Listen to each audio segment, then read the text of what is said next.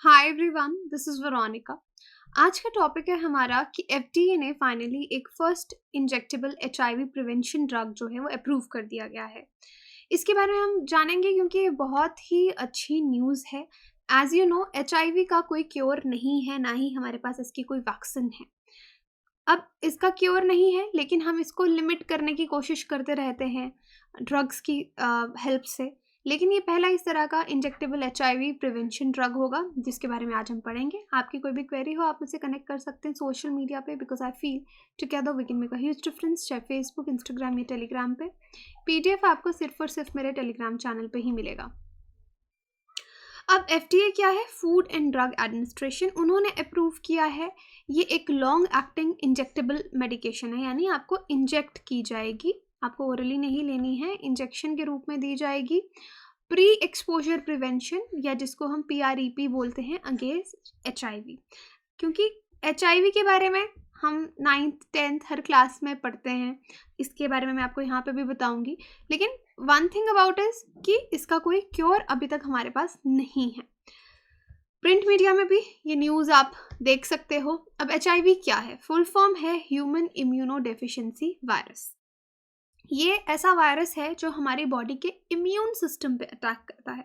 Immune system का मतलब जो हमारी बॉडी का डिफेंस सिस्टम है, जो हमको बाकी बीमारियों के खिलाफ बचाता है, बाकी पैथोजेंस के खिलाफ, माइक्रो ऑर्गेनिजम्स के खिलाफ लड़ता है, हमारी बॉडी को फिट रखता है, हेल्दी रखता है। तो अगर हमारी बॉडी के बॉडीगार्ड को ही कोई मार दे तो क्या होगा? कोई भी इन्फेक्शन हमको होने का डर रहेगा। तो यही चीज़ एचआईवी में होती है, ये आपकी बॉडी के इम्यून सिस्टम पे अटैक करता है। और अगर इसको ट्रीट ना किया जाए, जब कोई एचआईवी देखिए, पॉजिटिव होने का मतलब नहीं है एड्स उसका लास्ट स्टेज है। एचआईवी कोई पॉजिटिव है तो हम उसको रोकने की कोशिश करते हैं कि वो लास्ट स्टेज तक ना जाए या धीरे धीरे जाए। अगर एचआईवी को ट्रीट नहीं किया जाए देन आपको एड्स हो सकता है, एक्वायर्ड इम्यूनो डेफिशिएंसी सिंड्रोम। और करेंटली कोई इफ़ेक्टिव क्योर हमारे पास नहीं है। जिसको एक बार एचआईवी हो जाता है वो उसको लाइफ टाइम तक रहता है, आप उसको क्योर नहीं कर सकते। अब एचआईवी कहाँ से आया? ह्यूमन पॉपुलेशन में, ह्यूमन स्पीशीज़ में कहाँ से आया? तो माना जाता है कि एचआईवी इन्फेक्शन ह्यूमंस को एक टाइप का चिंपैंजी सेंट्रल अफ्रीका में, वहाँ से ये ट्रांसफ़र हुआ एनिमल से, ये ह्यूमंस में जंप किया। और चिंपैंजी वर्जन जो इस वायरस का है उसको बोलते हैं simian immuno deficiency virus, SIV।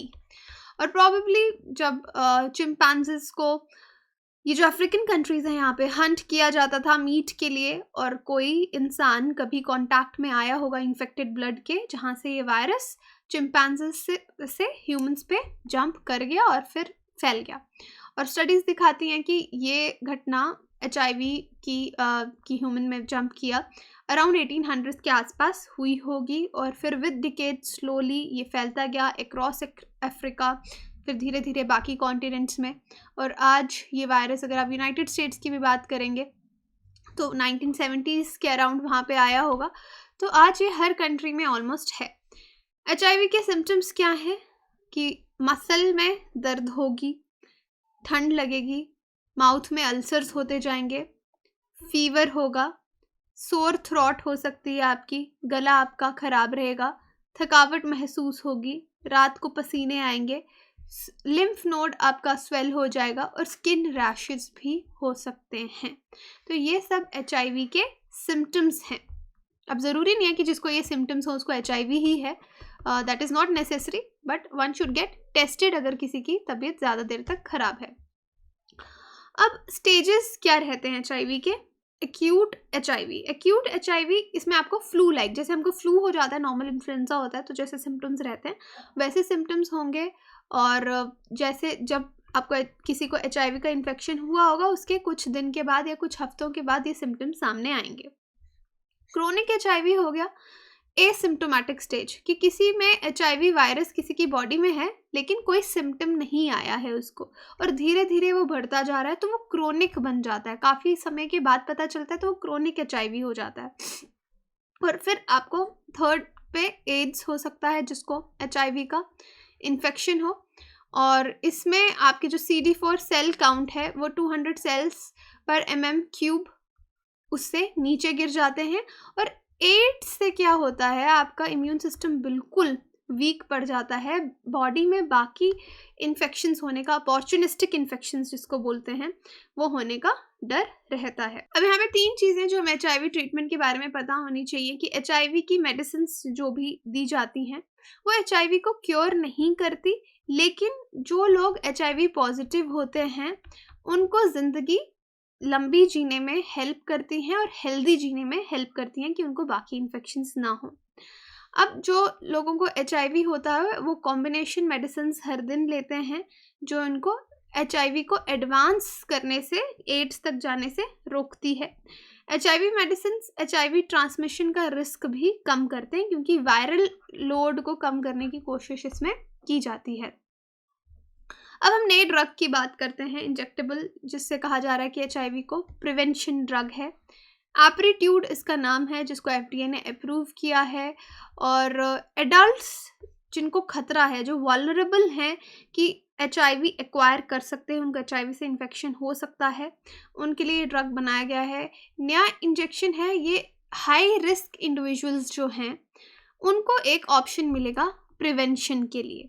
मतलब हाई रिस्क में कौन सा होगा, देखिए कुछ जगहें नोटिस की गई हैं, सर्वेज में दिखाई गई हैं जहाँ पे बहुत ज़्यादा पेशेंट्स आपको HIV के मिलेंगे, तो वो एरियाज HIV और रिस्की एरियाज आ जाते हैं। एप्रीट्यूड जो है ये 2 इनिशिएशन इंजेक्शंस में दिया जाएगा। ये जो ड्रग है 1-1 महीने की दूरी पे, 1 महीने में 1 इंजेक्शन, फिर दूसरे महीने में दूसरा injection, and then every 2 months thereafter, और उसके बाद हर 2 महीने पे ये इंजेक्शन दिया जाएगा। पेशेंट्स अपनी ट्रीटमेंट विद एप्रीट्यूड शुरू कर सकते हैं, लेकिन एप्रीट्यूड देखिए इंजेक्टेबल है, लेकिन एक और है कैबोटीग्राविर, वो कैब्रिया, ये ड्रग ओरल है जिसको खा के देखा जा सकता है कि ये ड्रग बॉडी सूट करेगी, बॉडी को सूट करेगा या नहीं करेगा, क्योंकि कई बार होता है कि आप कुछ मेडिसिन लेते हैं वो हमारी बॉडी को सूट नहीं करती। तो इसी तरीके से पहले ये ओरल 4 वीक्स के लिए लेके देखा जाएगा कि टॉलरेंस इस ड्रग का कैसा है। अब इस चीज़ से क्या फ़ायदा होगा इस अप्रूवल से कि HIV का जो एक एपिडेमिक है जो इतना फैल रखा है और हमारे पास कोई क्योर नहीं है, हमारे पास एक ही पहला ऑप्शन है कि हम उसको प्रिवेंट कर सकते हैं।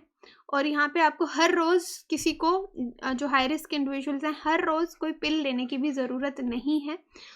1-1 महीने के, जैसे मैंने बताया, डिस्टेंस पे अपार्ट इंजेक्शन लगेगा और फिर 2-2 महीने पे, तो हर दिन भी कोई दवाई नहीं लेनी है।